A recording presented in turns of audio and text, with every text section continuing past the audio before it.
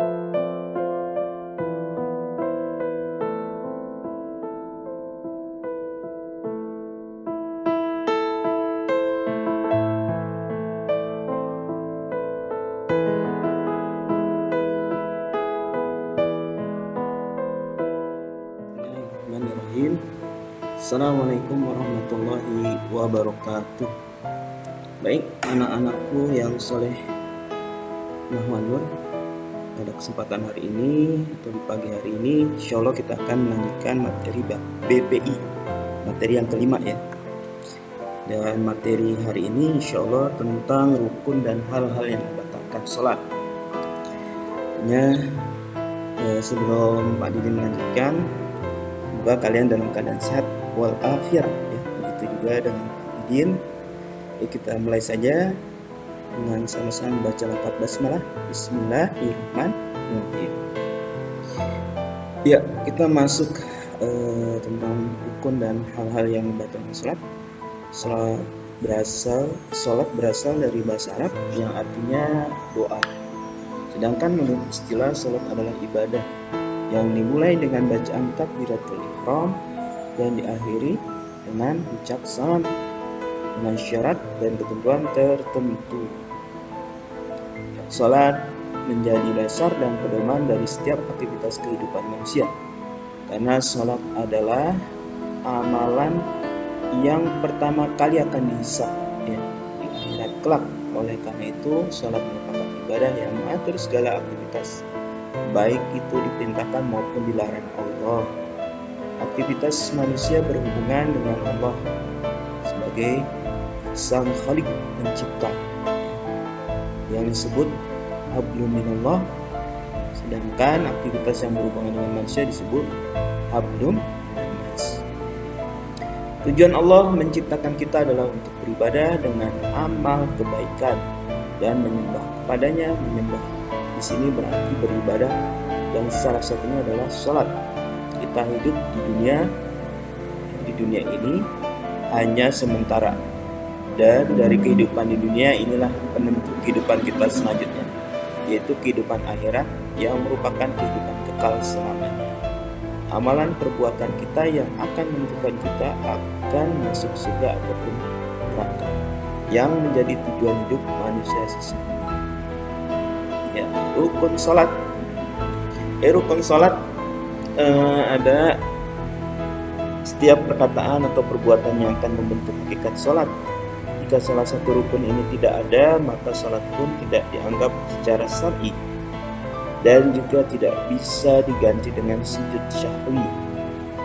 Segala perkataan dan perbuatan yang termasuk dalam sholat mempunyai arti dan makna tertentu yang bertujuan untuk mendekatkan hamba dengan penciptanya. Berikut rukun sholat ya, Anda semua tentu masih ingat ya. Itu ada 13. Yang pertama adalah niat. Yang kedua berdiri bagi yang mampu.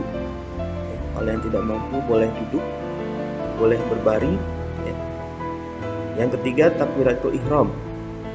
Yang keempat membaca surat Al-Fatihah. Yang kelima rukuk serta tumaninah. Yang keenam i'tidal serta tumaninah. Yang ketujuh sujud 2 kali dengan tumaninah. Yang kedelapan duduk di antara 2 sujud dengan tumaninah. Yang kesembilan duduk akhir.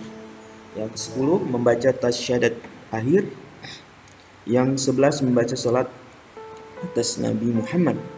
12 memberi salam yang pertama kanan dan tertib rukunnya.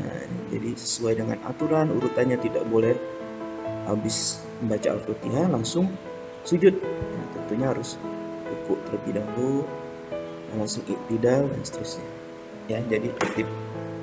Selanjutnya, hal-hal yang membatalkan sholat. Sholat akan menjadi tidak sah jika kita melakukan perbuatan yang bisa membatalkan sholat. Bila lupa akan dihitungan rakaat atau terlupa salah satu rukun sholat, bisa melaksanakan sujud sahwi di akhir sholat. Namun jika batal sholat karena sesuatu yang membatalkan sholat, maka tidak sah sholatnya. Yang pertama meninggalkan salah satu rukun sholat. Yang kedua, ini hal yang membatalkan sholat ya, meninggalkan salah satu rukun sholat ya, misalnya tidak membaca Al-Fatihah, tidak ruku, nah itu ya rukunnya. Yang kedua, tidak memenuhi salah satu syarat sholat seperti berhadas ya, terbuka aurat ya, tidak memenuhi salah satu syarat sholatnya ya. Dalam hal ini baik hadas kecil maupun hadas besar kita wajib membersihkan. Hadas kecil maupun hadas besar ya, hadas kecil dapat dibersihkan dengan berwudu, sedangkan hadas besar dengan mandi wajib. Yang ketiga, berbicara dengan sengaja. Pernah kami berbicara pada waktu sholat, masing-masing dari kami berbicara dengan temannya yang ada di samping, sehingga turun ayat, dan berdirilah untuk Allah dalam sholatmu dengan khusyuk ya. Khusyuk artinya tidak ini ya, memfokuskan dalam sholatnya, tidak memikirkan segala sesuatu yang lain kecuali ketika sholat. Jamaah ahli hadis ya ini, kecuali Ibnu Majah dari Zain, banyak bergerak ini salah satu ya, yang keempat ini batalkan sholat ya. Bergerak di sini adalah melakukan gerakan yang di luar gerakan dalam rukun sholat. Gerakan betul-betul sampai 3 kali dapat membatalkan sholat. Makan dan minum, orang yang makan dan minum di dalam sholatnya akan membatalkan ibadah sholatnya, apalagi jika dilakukan dengan sengaja, walaupun sedikit tetap membatalkan sholat. Adapun batuk dan bersin tidak membatalkan sholat. Yang 7, mendahului imam ya. Ini makmum yang gerakannya mendahului imam dapat membatalkan sholat batal. Ini berlaku untuk seluruh gerakan imam dalam sholat. Yang ke-8, terkena najis ya. Jika saat melaksanakan sholat tiba-tiba terkena kotoran najis, maka harus lazim dibersihkan. Jika tidak dibersihkan maka sholat ya. Murtad, orang murtad ya, untuk orang yang tidak diinginkan untuk sholat ya.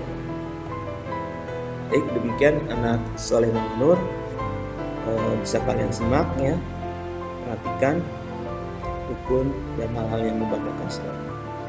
Baik, sampai ketemu lagi pada materi berikutnya. Bila liqa wa assalamualaikum warahmatullahi wabarakatuh.